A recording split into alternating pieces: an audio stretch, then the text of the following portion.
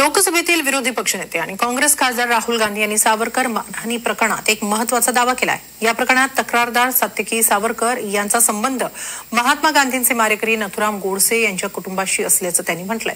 संपूर्ण प्रकरण नेमकं काय आहे जाणून घेऊया।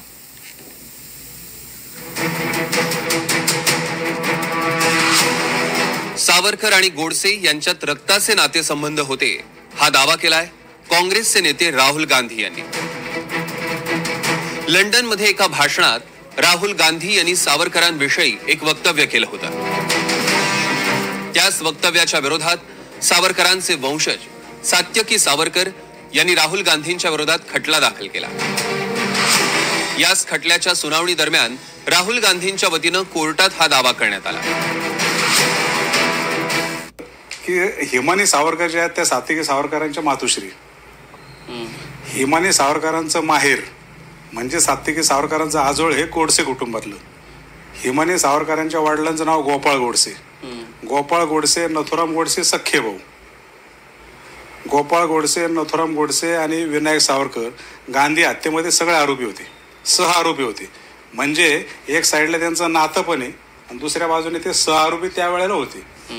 दामोदर विनायक सावरकर केसमध्ये निर्दोष सुटले ही वस्तुस्थिती, ती काही कोणी डिनाय करत नाही। पण या केसचं स्टेटस ठरवण्यासाठी नॅचरल जस्टिस ज्याला म्हणतो आपण, शेवटी खटला त्यांनी दाखल केलाय, सिद्ध त्यांना करायचं आहे। पण बचावासाठी जे जे करावं लागतं, पुस्तक मागणं, वंशावळ मागणं, बाकीच्या गोष्टी तो आमचा अधिकार आहे। राहुल गांधी यांच्या दाव्यानुसार सात्यकी सावरकर आणि नथुराम गोडसे यांचे कुटुंबीय हे रक्ताचे नातेवाईक कसे आहेत ते बघा। सात्यकी सावरकर हे अशोक सावरकर आणि हिमानी सावरकर यांचे पुत्र। अशोक सावरकर हे स्वातंत्र्यवीर सावरकरांचे पुतणे आहेत। हिमानी सावरकर या गोपाळ गोडसे यांच्या कन्या आहेत। गोपाळ गोडसे हे नथुराम गोडसे यांचे सख्खे भाऊ आहेत। गोपाळ गोडसे, नथुराम गोडसे आणि विनायक सावरकर हे महात्मा गांधी यांच्या हत्येमध्ये आरोपी होते। गोपाळ गोडसे, नथुराम गोडसे यांना फाशीची शिक्षा सुनावण्यात आली।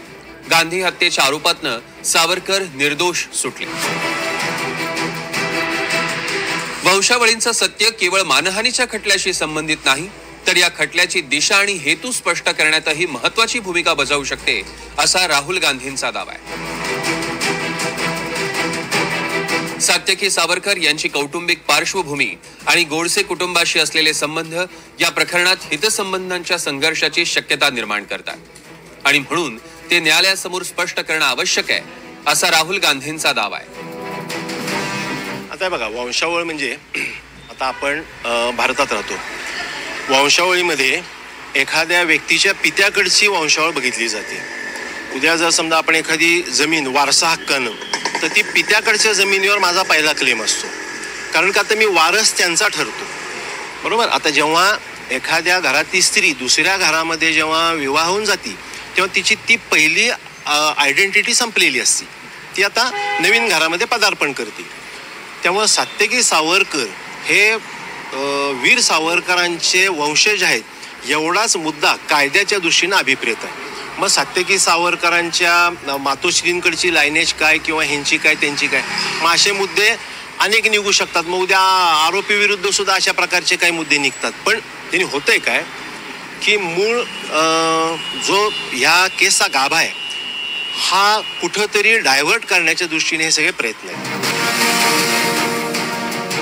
सात्यकी सावरकर यांनी जाणून बुजून आपल्या आईच्या बाजूने गोडसे कुटुंबियांशी असलेले आपले संबंध लपवले असा राहुल गांधींचा आरोप आहे। सावरकरांचे पणतू या नात्यानं हा खटला दाखल केला असेल तर मग आईकडील वंशावळ सुद्धा द्यावी असा अर्ज राहुल गांधी यांच्या वतीनं पुणे सत्र न्यायालयात करण्यात आला। न्यायालयानं यावर सात्यकी सावरकर यांना उत्तर सादर करण्याचे आदेश दिले।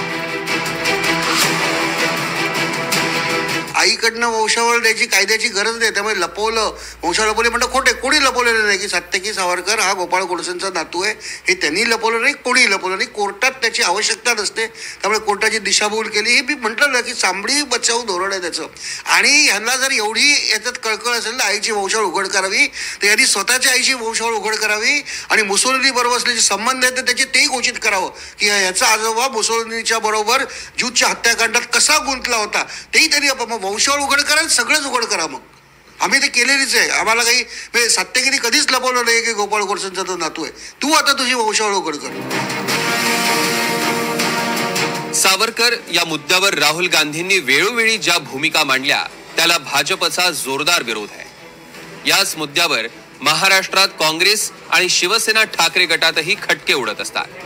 आता राहुल गांधींनी घेतलेली ही भूमिका या सगळ्यात तेल उतरणारी ठरेल यात शंका नाही. राहुल कुलकर्णी, NDTV मराठी, पुणे.